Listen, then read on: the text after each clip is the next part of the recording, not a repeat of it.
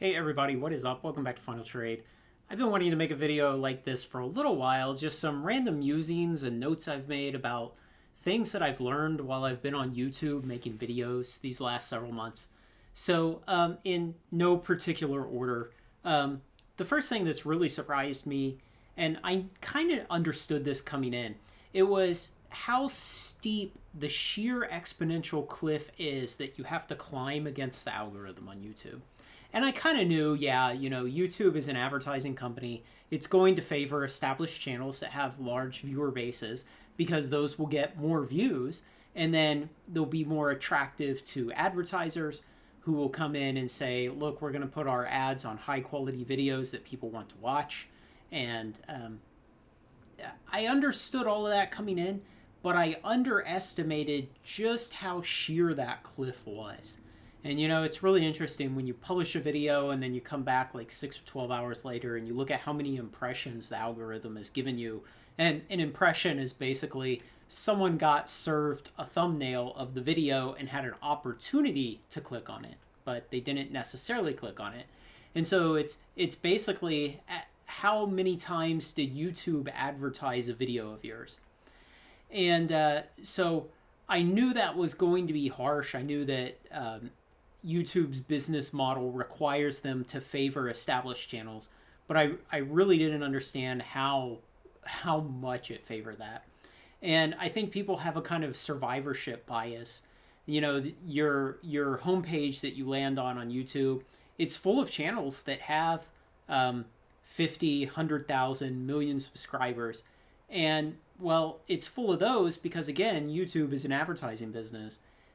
They're more likely to have shown you those channels to start with because they are popular. It's harder for small channels to get discovered. And I would challenge you as you look at videos, as you actually watch videos, take note of how many subscribers every channel you watch has. And I think you're going to find that it's already very high because the algorithm is very rightly biased towards bigger channels. What people don't see is all the small channels that were abandoned along the way because people got frustrated or whatever reason. And so this survivorship bias develops where they think that every channel should be 100,000 subscribers. Well, if you go looking around the Magic community, the broader gaming community is a little different, but the Magic community on YouTube, there are maybe 6 or 7 channels that have 100,000 subscribers. And of those 6 or 7, maybe 3 of them are big enough and generate enough revenue that a person could do them as a full-time job. And there are a lot of Magic channels that are in the, say, 30 to 80,000 subscriber range that are very popular channels, but it's unlikely that most of those are supporting someone full-time to work on that as a project.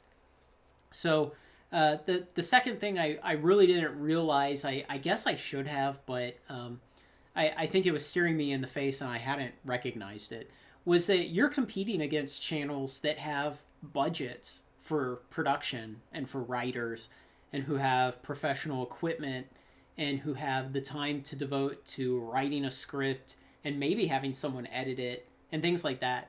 And so you're not only is the algorithm putting you at a disadvantage, but the maximum quality that you can get into a video compared to the top rated channels is much lower. And so you just have to understand that going in. You have to say, well, I'm going to make these early videos. I'm going to learn how to use equipment, learn how to speak confidently, learn how to edit video, learn how to write a script, how to present things in an interesting way. And eventually I'll buy a good mic and a good camera. And so you have to acknowledge that you are going to be producing an inferior quality product from the start. And you have to grow its quality over time. But at the beginning, you cannot compete. Something else that's interesting, going back to that sheer cliff of the algorithm against you, on the day that I hit 100 subscribers on YouTube for my channel, YouTube started giving my videos literally 10 times as many impressions. And so it basically said you've passed this oddly chosen threshold of 100 subscribers. And so we will now take your channel more seriously and start serving it to more people. And those impressions have not gone back down. It was not like a fluke or something. The day I hit 100, the impressions went up literally 10x and have stayed there. Another thing is, if you're making a channel, you have to figure out what kind of content you want to make and how broad of a topic you want to cover. And what I mean by that is I have kind of an abnormally broad channel that touches on a lot of different things. Like, I do these weird investment rambling videos. I talk about TCG investing, but I also like old Magic cards and pre-modern tournament format. And I like Hero Quest and Dungeons and Dragons and Flesh and Blood. And, you know, I have a copy of Risk Legacy on the shelf that eventually I want to open and play some and do some videos about. I used to have more time to play Descent 2nd Edition. And, you know, that's a great game, and I'd like to make some content about it, but it's actually out of print, so I don't know if anybody would be interested on content on a game that's already out of print. But, you know, so I have this, like, broad array of things that I like to make gaming content about, and so it makes it very difficult to find viewers that are similarly broadly interested in those things. And that kind of hurts the channel, because if I publish something, say a Hero Quest video, and it gets this flood of new subscribers, then all these new subscribers start seeing all of my regular Magic content. Some of them will unsubscribe because they'll say I'm not interested in Magic. And, you know, there have been times when I've posted a Flesh and Blood video, and I guess my majority Magic subscribers are generally not interested in Flesh and Blood enough, and I'll have net negative subscribers because of that Flesh and Blood video. So it's very possible when you make a broad kind of channel like this that you'll lose subscribers over content that is not controversial content. So I've seen a lot of channels where somebody posts something kind of out of the ordinary controversial, and they'll lose subscribers, and they'll talk about that later. But this is just kind of the normal type stuff, but my subject base is too broad. And so it can kind of turn people off. And so it's something I've learned. I don't plan to change that. I'll probably make it more broad in the future because I'm making videos about things I like. And when I'm making videos about things I like, I'm motivated to make them. And so I'll probably just keep doing that.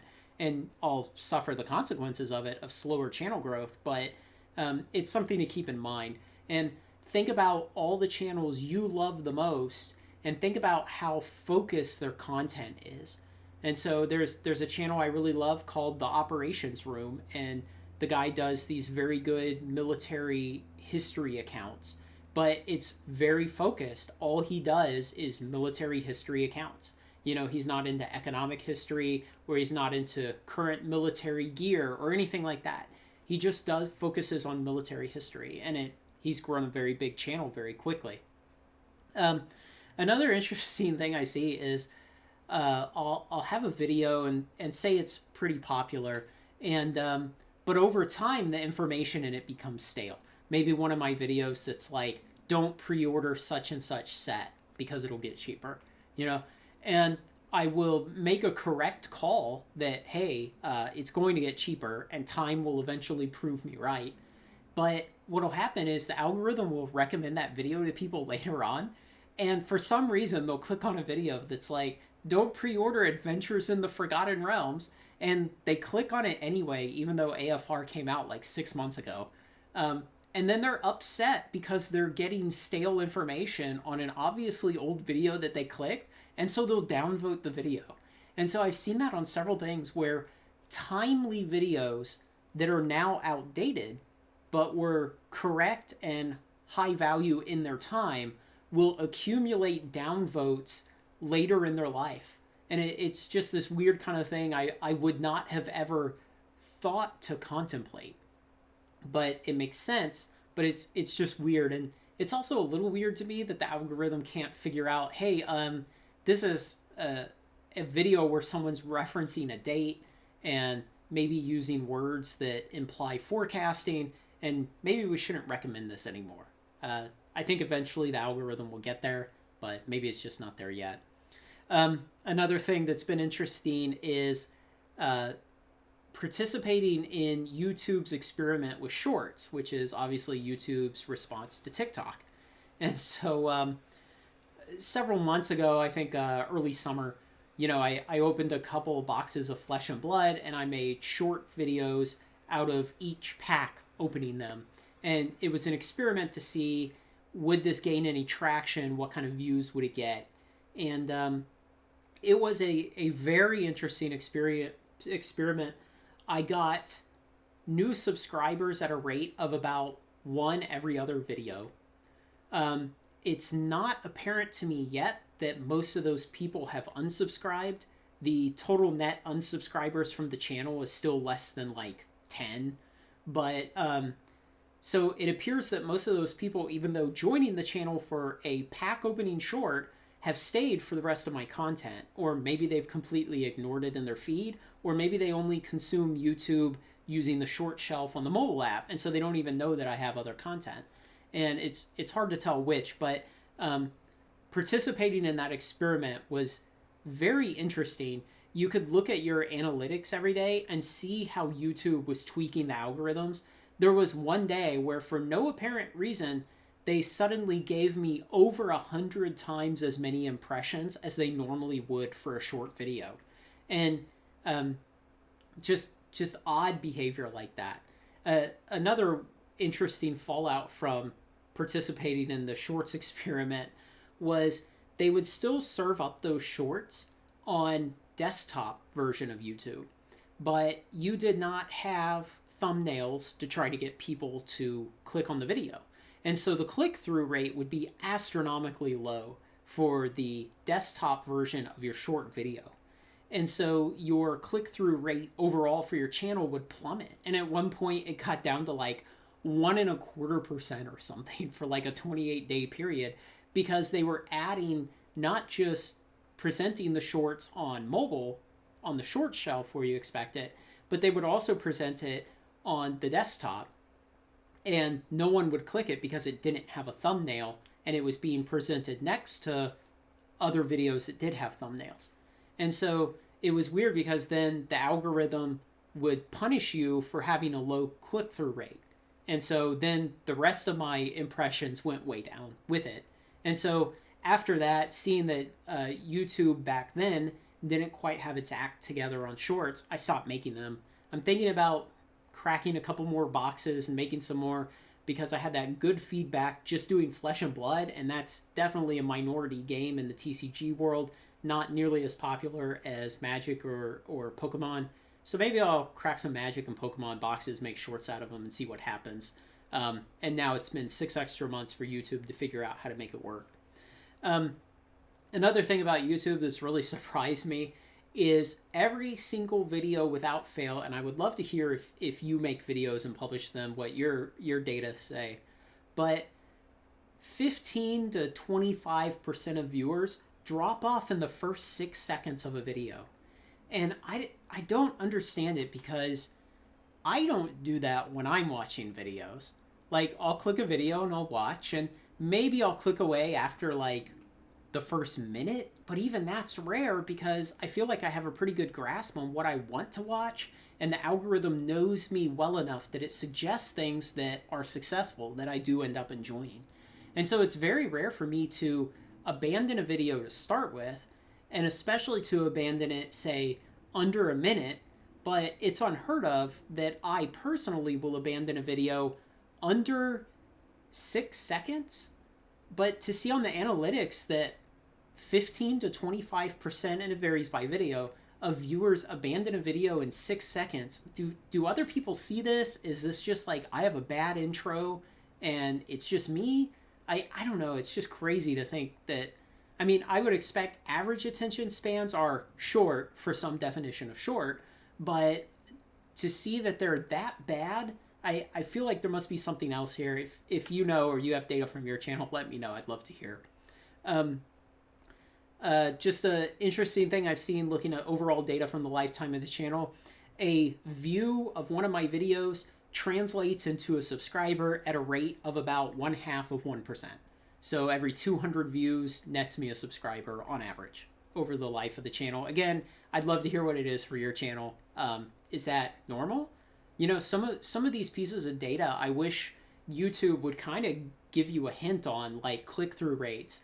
Most of the time, the click-through rates on my channel will average 6, 7, 8%, but occasionally an individual video will have 10 or 12 or 15% for a while. Then the algorithm picks it up, says, hey, this is popular, I'm going to serve it far and wide. It serves it out, and as it serves it, casts a wider net, it gets fewer successes, and so that click-through rate naturally averages down. But I'd be interested to hear what other creators have for click-through rates and overall subscription rates as a function of channel views. And the last thing that I had on this list that I thought was really interesting that surprised me since I've been on YouTube is the ability of a video to vastly outperform your expectations and the ability of some videos to disappoint you. I made a video a while back and it was like the top 10 2-1 creatures from pre-modern Magic. And I thought that was a pretty interesting video. And, you know, I showed the ones that existed and talked a little bit about each of them. And I think the video got like 30 views or something. You know, people just did not dig it. They saw the thumbnail and they were like, I am not interested in a top 10 list of 2-1 creatures from pre-modern era. And I was surprised by that. I thought that was an interesting subject. And I had a lot of fun making the video. But then I'll serve up something like the first video on my channel that kind of took off with the algorithm was do not pre-order Adventures in the Forgotten Realm. It will get cheaper. And, you know, it got up to like low 3,000 views or something like that, which really surprised me. And I tried to copy that success. I've done don't pre-order, I think it was one of the Crimson Vow sets and maybe a Pokemon set. I think I've done it 3 times now in total. And trying to see, like, can I capture that lightning in a bottle again? Like, what is it about that video? I mean, I know that people currently searching about an upcoming expansion is going to get you a lot more views. You get a bunch more hits from the search bar. But it's odd that one of those, the first time I did that video, it really took off. And the next 2 times I attempted it, even down to attempting to recreate the thumbnail in the same way that I had the original one, it didn't take off. But then I published this video, The Rules of Hero Quests, in about 8 minutes. And I tried to make that a very channel agnostic video. There's no intro, no outro. It just starts. You don't even know the name of the channel from watching the video. And that's now been the most popular video I've ever published. But it's about Hero Quest. And so it's pulled in like 30 subscribers on its own. But those are people who expect Hero Quest content. And so, you know, it just creates these interesting dynamics of from what videos take off, what don't, and how people respond to them. So if you've got any questions about this, leave a comment below and you know, I'll make a follow-up video or something. And it's been a lot of fun. It's been more fun than I thought it would be. It's been a lot more informative. It's been a better learning experience than I thought it would be. And I'm still having a lot of fun. I've been producing content like every day for like 7 weeks now. And I'm surprised that I've been able to produce that much content and keep enjoying myself. So we'll see how long daily content goes. But yeah, the one thing I'll say is you should go ahead and make a YouTube channel. When people say, you know, it's too hard today, there's too much competition, there's too many people making channels, you can't be successful. I don't believe that's true. There are still channels being started today that will eventually hit 1 million subscribers. So don't worry about that. And the other thing is, just like when you talk about small businesses, your first small business you start may not be successful, but the second one might, or the third one might. And you need to go through and learn those lessons. At some point, you won't simply be successful with your first try. Not everyone is, at least. So go ahead and start a channel, and even if you end up folding the channel after a few months, you will have learned something, and at some point you may decide you want to open a second channel, and you really lean on that experience of your first one. So go ahead and jump in and do it and have fun. And if you like this kind of content, like, comment, share, and subscribe, and join me on Final Trade. Thanks a lot.